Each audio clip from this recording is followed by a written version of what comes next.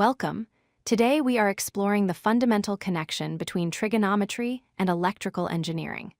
Specifically, we will look at how alternating current circuits use sine waves to model voltage and current. This is a critical concept for anyone starting in electronics or physics. First, let's distinguish between the two main types of electricity. Direct current, or DC, flows in a straight line, like water in a river. This is what you get from batteries. Alternating current, or AC, is different. It periodically reverses its direction, flowing back and forth. This is the type of power that comes from your wall outlets and powers your home. Because AC reverses direction smoothly, we can map it perfectly using a mathematical shape called a sine wave.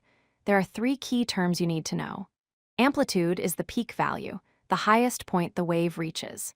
The period, represented by t, is the time it takes to complete one full up and down cycle. And frequency is simply how many of these cycles happen in 1 second. Why do we use sine waves? It comes down to how electricity is generated. Inside a generator, coils of wire rotate in a circle inside a magnetic field. As the coil spins, the output voltage rises and falls.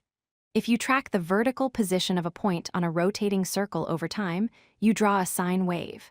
This circular motion is the physical origin of the sine function in electricity.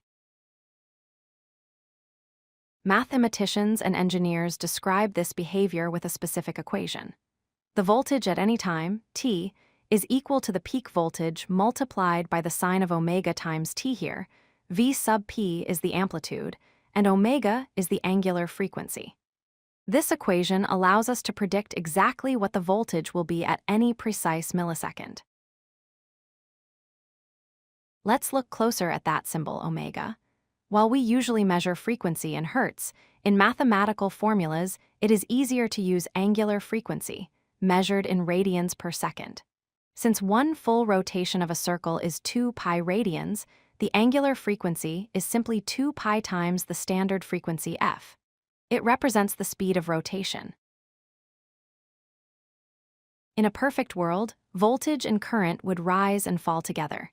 But in real circuits with capacitors or inductors, they can get out of sync. One might peak before the other. We call this timing difference the phase shift, represented by the Greek letter phi. In the graph shown, you can see the yellow current wave is shifted compared to the blue voltage wave.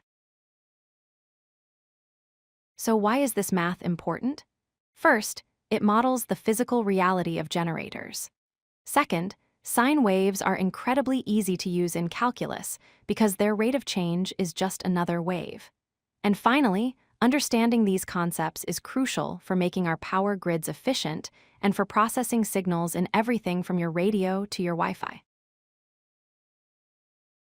To wrap up, remember that alternating current oscillates back and forth and is modeled by the sine function. The wave is defined by its amplitude, frequency, and phase. Understanding the equation V equals V peak sine omega t is your first step into the world of advanced electrical engineering. Thank you for watching.